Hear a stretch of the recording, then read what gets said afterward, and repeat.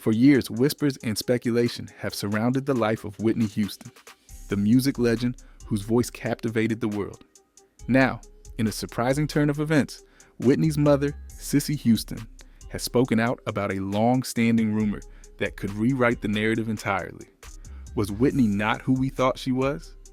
At the age of 90, Cissy Houston is ready to shed light on a secret that could change everything we know about the iconic singer. But before we unravel this secret, let's dive into the early life of Whitney Houston. Whitney Houston began her singing in church as a child and became a background vocalist while in high school. Early life. Whitney Elizabeth Houston, born on August 9, 1963, in Newark, New Jersey, emerged as one of the most iconic voices in contemporary music history.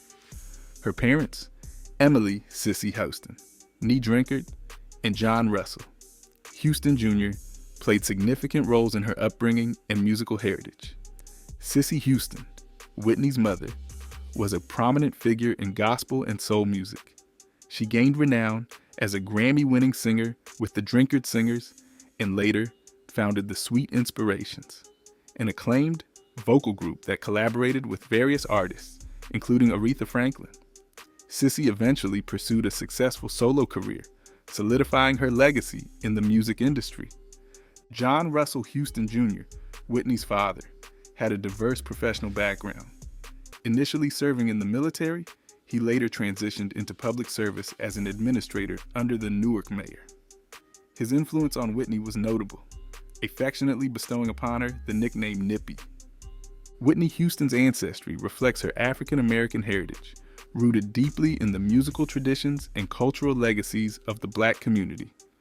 Though specifics about her ancestry have been debated, it's been suggested that Whitney may have had partial Dutch and Native American ancestry through her mother's lineage, adding layers to her diverse cultural background. From a young age, Whitney Houston showed exceptional talent and a passion for music.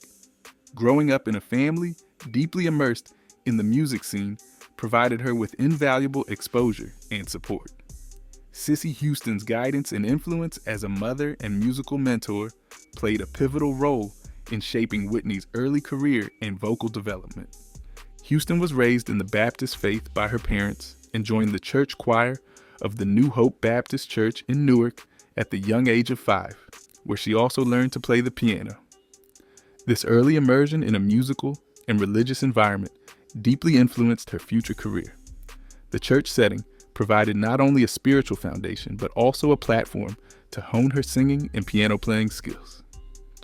Her professional journey started after she placed second in a statewide talent showcase in 1977.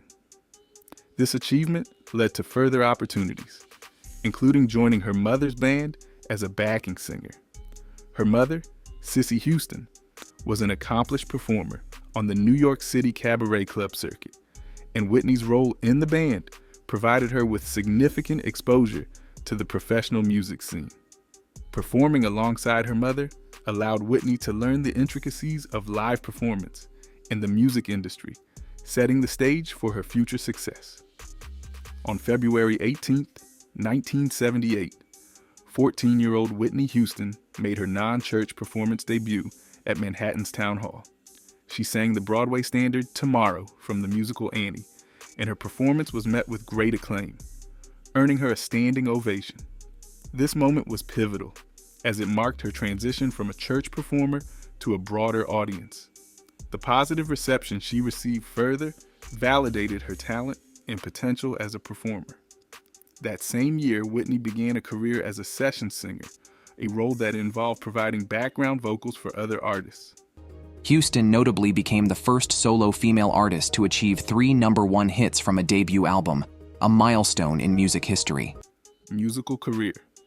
Initially, she worked with her mother and producer Michael Zager, who recognized her talent and assigned her to back up various established artists. Among these were notable names such as Lou Rawls and Chaka Khan. This experience as a session singer was invaluable, as it exposed her to different musical styles and professional recording environments. Working with renowned artists also helped her build a network within the music industry and refine her vocal abilities. In the late winter of 1983, The music industry was on the brink of a transformative era, with emerging artists poised to redefine pop, R&B, and soul. One pivotal moment in this transformation occurred when Jerry Griffith, an A&R representative for Arista Records, discovered a young Whitney Houston performing with her mother, Cissy Houston, at the 7th Avenue South nightclub in Manhattan. This event set in motion a series of events that would lead to the rise of one of the most iconic voices in music history. Jerry Griffith was no stranger to talent scouting. As an artist and repertoire representative, his job was to discover and nurture new talent for the record label. When he saw Whitney Houston perform, he was immediately struck by her exceptional vocal prowess and stage presence. At the time, Whitney was only 19 years old, but her performance abilities were far beyond her years, a testament to her early start in music under the guidance of her mother, who was a renowned gospel singer and former backing vocalist for artists like Aretha Franklin. Impressed by Whitney's performance, Griffith knew he had found something extraordinary. He approached Clive Davis, the legendary head of Arista Records, with his discovery. Davis, known for his keen ear for talent and his role in shaping the careers of several prominent artists, was intrigued. Griffith convinced Davis to see Houston perform at another nightclub, Sweetwater's, the following week. Davis attended the performance at Sweetwater's and was equally captivated by Houston's talent. Her voice, characterized by its range, power, and emotive quality, left an indelible impression on him. Recognizing her potential, Davis immediately offered Houston a worldwide record deal. This was a significant moment, as securing a contract with a major label like Arista was a critical step toward achieving mainstream success. After some negotiations and careful consideration, Whitney Houston signed the record deal with Arista Records on April 10, 1983.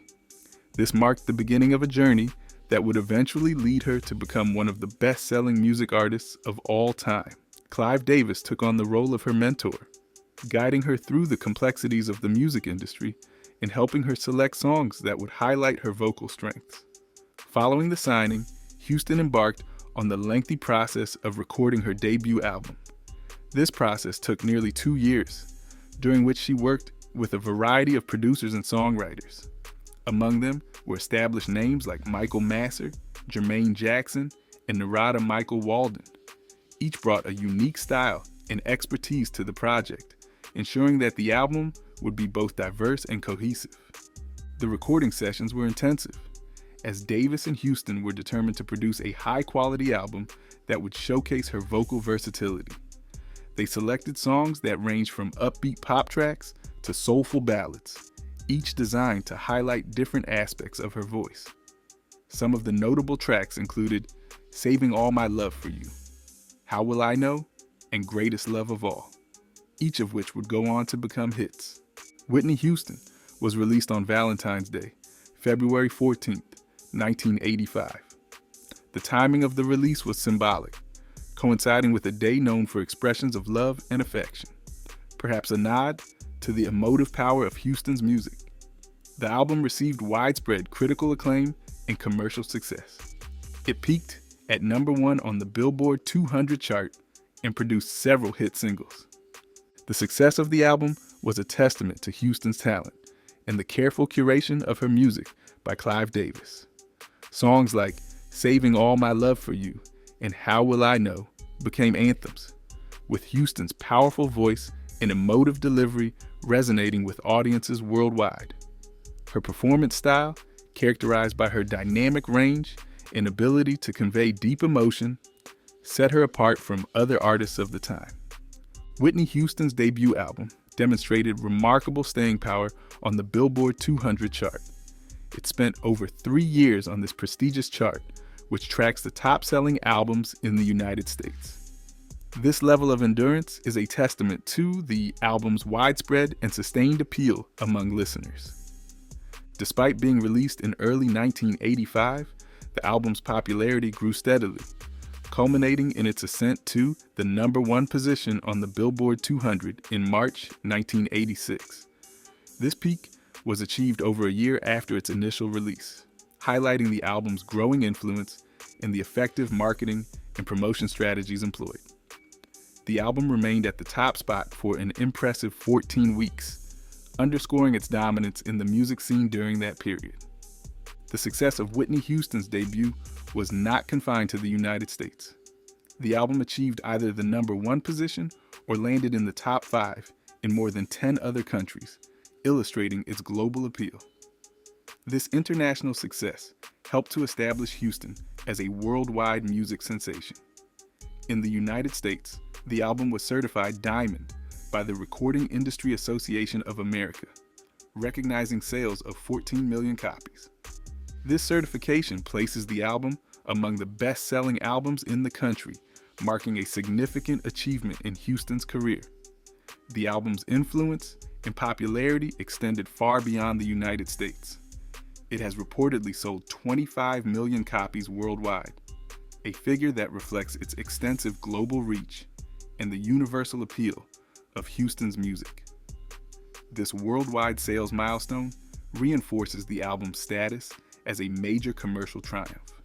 Rolling Stone magazine, a leading voice in music journalism, lauded Whitney Houston as one of the most exciting new voices in years. This endorsement from a reputable publication emphasized the impact of her vocal talent and the promise she showed as a new artist in the industry. The New York Times also offered high praise for the album, describing it as an impressive, musically conservative showcase for an exceptional vocal talent. This review highlighted the album's role in effectively presenting Houston's vocal abilities while maintaining a musically restrained approach that allowed her talent to shine. The album's critical success translated into recognition at the Grammy Awards. It received 4 nominations, including 3 at the 1986 ceremony. Among these nominations was the prestigious Album of the Year category, underscoring the album's overall excellence and impact. Asterisk, Best Female Pop Vocal Performance, asterisk. Whitney Houston won the Grammy Award for Best Female Pop Vocal Performance for the song Saving All My Love for You. This award was a significant acknowledgement of her vocal talent and the emotional depth she brought to her performances. The win further solidified her reputation as a leading artist in the music industry.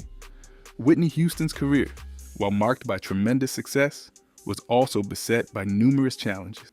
A significant and often underrepresented aspect of her personal life involves her deep and influential relationship with Bobby. My mom was real. Let me just tell you like that. My mom was real. She was coming from the heart. If you can't respect that, then you shouldn't have been here. Personal relationship. Whitney Houston met R&B singer Bobby Brown at the 1989 Soul Train Music Awards. Their meeting marked the beginning of a significant chapter in both of their lives. After a 3-year courtship, characterized by the highs and lows typical of 2 prominent figures in the music industry, they married on July 18, 1992. This union brought together 2 powerhouse talents from the music world who occasionally collaborated professionally. Their joint efforts produced the hit record Something in Common, showcasing their chemistry both on and off the stage. However, their marriage was marred by numerous challenges, primarily stemming from Brown's legal troubles. Brown faced multiple arrests for offenses including drunken driving, drug possession, and battery, which led to several stints in jail. These incidents cast a long shadow over their personal and professional lives, bringing unwanted media scrutiny and public judgment. On March 4th, 1993, Houston and Brown welcomed their daughter, Bobby Christina Brown, into the world. Bobby Christina was their only child and became a central figure in their lives. Despite the joy of her birth, the couple faced further difficulties. In a candid 1993 interview with Barbara Walters, Houston revealed she had suffered a miscarriage during the filming of her iconic movie, The Bodyguard. This tragic loss was a private sorrow amidst her public success. Throughout their marriage, Houston and Brown expressed a desire to expand their family, but they encountered several heartbreaking obstacles. Houston endured multiple miscarriages, including one in July 1994 and another in December 1996. These repeated losses took a toll on Houston, both emotionally and physically, adding to the strain within their relationship. Despite their efforts to maintain a united front, the combination of personal tragedies, Brown's legal issues, and the pressures of their public lives created a tumultuous environment. The complexities of their marriage were often highlighted in the media, painting a picture of a relationship fraught with difficulties. Yet, amidst these challenges, their bond persisted for many years, underlined by their shared experiences and the love they had for their daughter, Bobby Christina. In December 2003, Bobby Brown was charged with battery after an altercation during which he threatened and subsequently assaulted his then-wife, Whitney Houston. This incident was particularly disturbing as police reports indicated that Houston had visible injuries to her face. The public nature of the couple's relationship, already under scrutiny due to their high-profile status, drew significant media attention to the incident. Brown's behavior and the resulting charges underscored the tumultuous and often troubled dynamics within their marriage. 3 years later, in September 2006, Whitney Houston took a decisive step towards ending her tumultuous marriage with Brown by filing for legal separation. This move came a year after the reality TV show Being Bobby Brown had aired, which had provided a raw and often unflattering look at their personal lives, further exposing the strains in their relationship. The decision to separate marked the beginning of the end of their marriage, reflecting Houston's desire to distance herself from the chaos that had characterized their union. In October 2006, just a month after filing for legal separation, Houston filed for divorce. The proceedings moved relatively swiftly, and the divorce was granted on April 24, 2007. Throughout the divorce process, Houston made it clear that one of her primary motivations was the well-being of their teenage daughter. She openly admitted that Brown was unreliable in supporting their daughter, highlighting a significant factor in her decision to end the marriage. This admission pointed to a broader pattern of instability and unreliability on Brown's part, which had likely contributed to the deterioration of their relationship over the years. The dissolution of their marriage was a critical juncture for Houston, allowing her to focus on her recovery and the care of her daughter. The end of her marriage to Brown was also a significant public event, given their status as celebrities and the intense media scrutiny that had surrounded their relationship. Despite the challenges and public interest in their personal lives, Houston's decision to divorce Brown represented a step towards reclaiming her independence and stability after years of tumult. In the years leading up to her divorce, the relationship between Whitney Houston and Bobby Brown had a significant negative impact on Houston's career. I didn't get into really heavy drugs until I met Whitney. Career issues. Whitney Houston was widely perceived as a good girl with an immaculate image throughout the 1980s and into the early 1990s. She was celebrated not only for her extraordinary vocal talent, but also for her poise, grace, and seemingly perfect personal life. This pristine image made her a beloved figure in the music industry and among her fans worldwide. However, by the year 2000, noticeable changes in Houston's behavior began to emerge. These changes were marked by a series of unprofessional actions that were starkly different from her earlier career. She was frequently late for interviews, photo shoots, and rehearsals, often by several hours, which was highly uncharacteristic for her. These delays disrupted schedules and strained her professional relationships. Furthermore, Houston started canceling concerts and talk show appearances with increasing regularity. Such cancellations were a significant departure from her previous reliability and dedication to her work. Reports of erratic behavior began to surface, painting a troubling picture of Houston's personal and professional life. Instances of missed performances became more common, and her noticeable weight loss fueled rampant speculation and concern among her fans and the media. These changes led to widespread rumors that Houston was using drugs, a suspicion that was compounded by her association with Bobby Brown, her husband. Bobby Brown, known for his own tumultuous personal life and struggles with substance abuse, was often viewed as a negative influence on Houston. The media and public perception increasingly blamed him for her downward spiral. Their relationship, which was marred by allegations of domestic abuse and drug use, was heavily scrutinized. Many believed that Brown's presence in Houston's life contributed to her deteriorating behavior and health.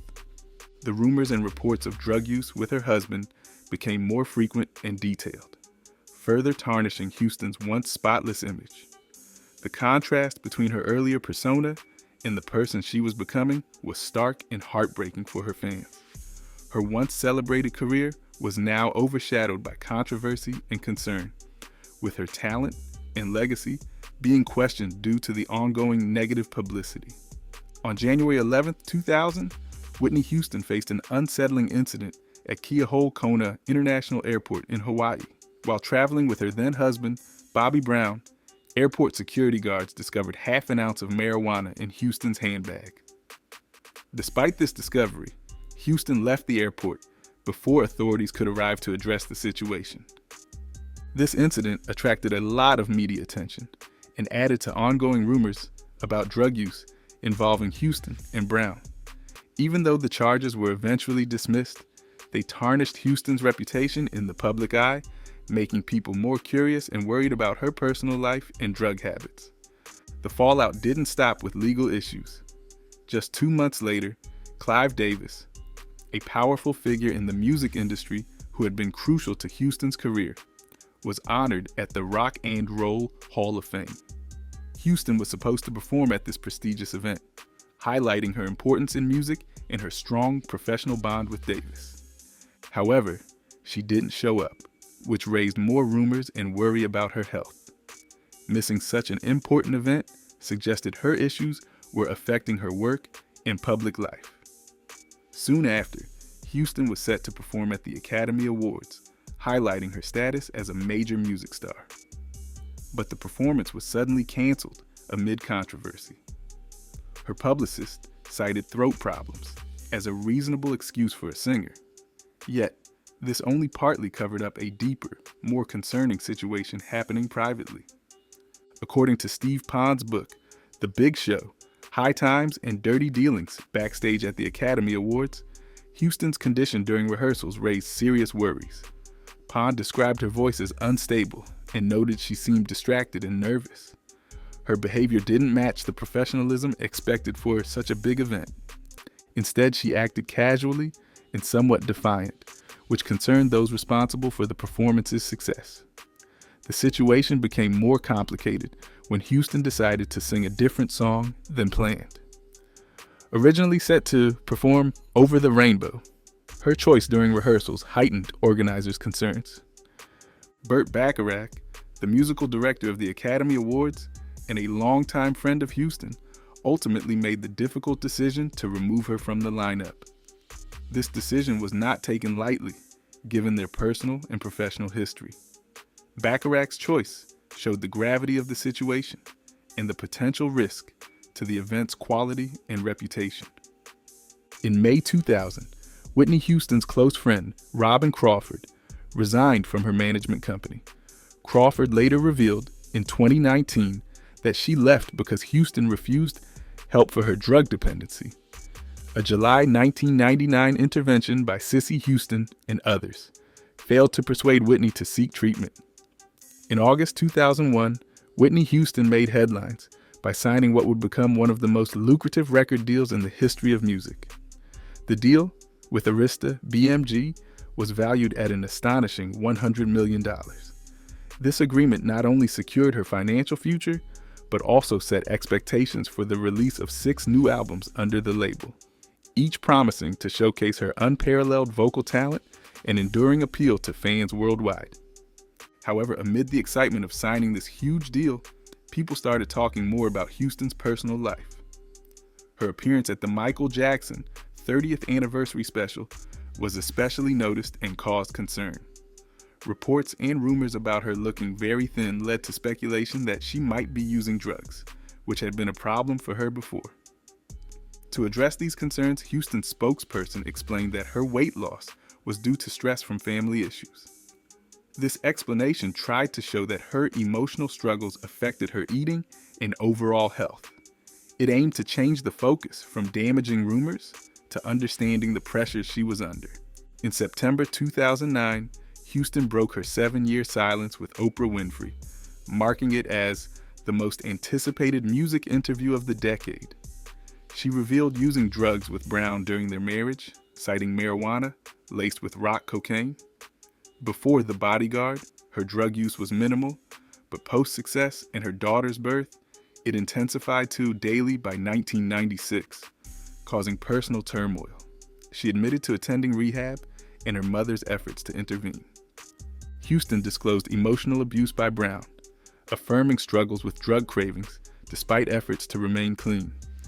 In May 2011, Houston entered rehab for drug and alcohol issues as part of her ongoing recovery.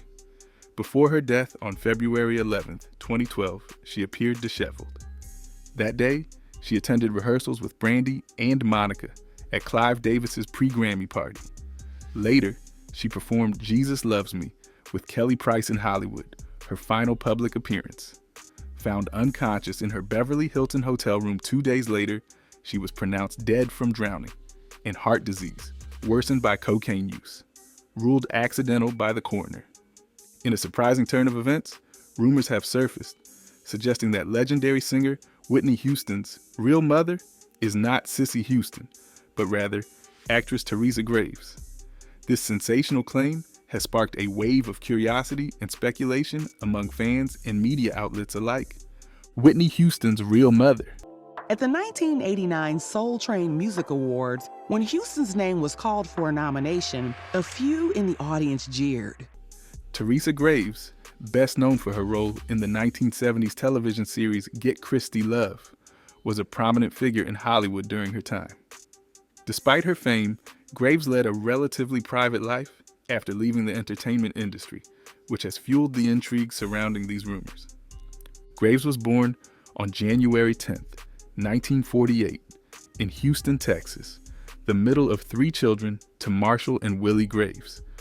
Her childhood in Houston was shaped by the cultural and social dynamics of the time. Growing up in the 1950s and 1960s, Graves witnessed significant social changes, including the civil rights movement, which may have influenced her perspectives and aspirations. Her family later relocated to Los Angeles, California, a move that opened up new opportunities for Graves in the booming entertainment industry of the West Coast. Los Angeles, known for its vibrant music and film scenes, would have provided an inspiring environment for a young, talented individual. The city's diverse cultural landscape and its status as a hub for creative professionals likely played a role in nurturing her artistic talents. Graves graduated from Washington High School in 1966. During her time there, she was recognized by her peers for her exceptional abilities, being voted most talented by her senior class. This accolade not only highlighted her peers' recognition of her skills, but also foreshadowed her future success in the entertainment industry. After high school, Graves embarked on the early stages of her career as a singer with the Doodletown Pipers. The Doodletown Pipers were a popular singing group known for their lively performances and harmonized renditions of contemporary hits. Being part of this group provided Graves with valuable experience and exposure, allowing her to develop her craft and gain confidence as a performer. The Doodletown Pipers' popularity during the 1960s meant that Graves was performing at a high level from an early age, honing her stage presence and vocal skills. In 1970, Graves recorded a self-titled album, marking a significant milestone in her career. The release of this album showcased her versatility and talent as a solo artist, distinguishing her from her earlier group performances. Graves later transitioned to acting. Her talent and charisma quickly led her to prominent roles in television variety shows. In 1967, she became a regular on Our Place, a variety show that featured a mix of comedy sketches, musical performances, and guest appearances. The show, although short-lived, provided Graves with a platform to showcase her versatility and comedic timing. traits that would become hallmarks of her career. In 1969, Graves was cast in Turn On, an innovative and controversial variety show. The show was infamous for its experimental format and edgy humor. However, it became one of the most notorious flops in television history, being canceled after just one episode due to its polarizing content. Despite the show's quick demise, Graves' involvement in Turn On highlighted her willingness to take risks and be part of groundbreaking, albeit controversial projects. In the same year, Judy Graves joined the legendary comedian Bob Hope on his USO tour in Southeast Asia. These tours were aimed at entertaining American troops stationed overseas, providing them with a sense of comfort and connection to home. Graves' participation in this tour not only showcased her talent to a broader audience, but also demonstrated her commitment to supporting the morale of American soldiers during a turbulent time marked by the Vietnam War. Graves' career continued to ascend as she became a regular on the third season of Rowan and Martin's Laugh-In. This popular sketch comedy show was known for its rapid-fire humor, satirical edge, and an array of recurring characters. Laugh-In was a cultural phenomenon in the late 1960s and early 1970s, influencing the comedy landscape with its innovative style. Graves' presence on the show during its third season not only amplified her visibility, but also allowed her to hone her comedic skills alongside a talented ensemble cast. In addition to her television work, Graves also made notable appearances in films. One of her significant roles was in the 1973 action film That Man Bolt.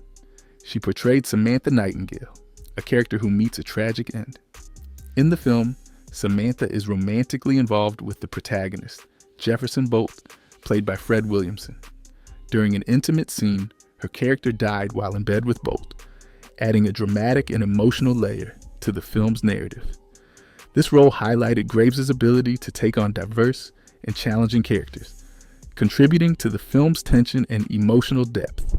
Get Christie Love was a groundbreaking television movie and subsequent series that aired in 1974 on ABC. It starred Teresa Graves in the titular role, making her the second African-American woman to headline an hour-long television series, following Deahan Carroll's pioneering role in Julia, which debuted in 1968. The series was notable not only for its engaging crime drama, but also for its cultural impact, particularly in the context of representation and diversity on television. In 1983, Teresa Graves retired from show business to dedicate herself to her faith. Her decision to step away from the limelight was respected and admired by many. Graves' legacy in the television industry remains significant, as she broke barriers and set new standards for African American women in leading roles. The rumor alleges that Teresa Graves had a secret relationship with John Russell Houston Jr., Whitney's father, while Cissy Houston was on tour. According to this narrative, Graves, only 16 at the time, gave birth to Whitney and left the newborn at John Houston's doorstep, choosing to continue her pursuit of a career in show business. This story, while captivating, lacks concrete evidence and seems more like speculative gossip than fact. Now, the origins of this rumor are unclear, but they have gained traction due to several factors. First, the physical resemblance between Whitney Houston and Teresa Graves has been noted by some observers. Both women share similar facial features, such as high cheekbones, wide smiles, and expressive eyes. Additionally, their mannerisms, way of carrying themselves, and even their speaking voices are said to be strikingly alike. This resemblance has fueled speculation and added a layer of mystery to their perceived connection. One of the more intriguing aspects of this rumor is the comparison of their singing and performance styles. Teresa Graves, while not as globally renowned as Whitney Houston, had a respectable singing career, noted for her soulful and powerful voice. Those who entertain this theory suggest that their vocal qualities bear a resemblance, adding credence to the possibility of a biological link. However, vocal similarities can often be subjective and influenced by a myriad of factors, including training, genre, and personal style. For this rumor to hold, certain timelines must align. Whitney Houston was born in 1963, which would have made Teresa Graves about 15 or 16 years old at the time of her birth, assuming the rumor's accuracy. Graves's career began to take off in the late 1960s and early 1970s, during which she would have been navigating the responsibilities of young adulthood in her growing career. If she had truly had a child at such a young age, it would have significantly impacted her early career path. Yet there are no records or credible sources to suggest that Graves had a child during this period. The timeline of Graves's career and personal life has been scrutinized in an attempt to find connections that might support this theory. However, there is no substantial evidence to validate these claims. Whitney Houston's lineage has been well documented, with her mother, Cissy Houston, being a well-known gospel and soul singer. Cissy Houston's influence on Whitney's life and career is widely recognized, making the rumor of Teresa Graves being her mother highly improbable. The entertainment world is no stranger to wild speculations and conspiracy theories, and this latest rumor about Whitney Houston is proof of that. As the rumor continues to circulate, it raises questions about the nature of celebrity culture and the fascination with uncovering hidden truths about famous figures. Why do such speculations arise? And what does it say about our collective interest in the personal lives of celebrities? While the idea of Teresa Graves being Whitney Houston's mother might capture the imagination, it remains firmly in the realm of rumor without concrete proof. For now, the legacy of Whitney Houston remains tied to the well-documented and influential role of her actual mother, Cissy Houston, whose impact on Whitney's life and career is both profound and undeniable. Despite her tragic and untimely death in 2012, Whitney Houston's legacy continues to resonate. Her music remains a staple on radio stations and streaming platforms, and her influence can be seen in the vocal styles of many contemporary artists. Posthumous releases and biographical projects, such as the 2018 documentary Whitney and the 2021 biopic I Wanna Dance with Somebody, ensure that her story and contributions to music and culture are remembered and celebrated. What do you think about Teresa Graves as Whitney Houston's mom? Share your thoughts in the comments section below. Did you like this video? Like, subscribe, and turn on notifications for more entertaining videos. And do not forget to explore our other videos for more interesting stories and insights.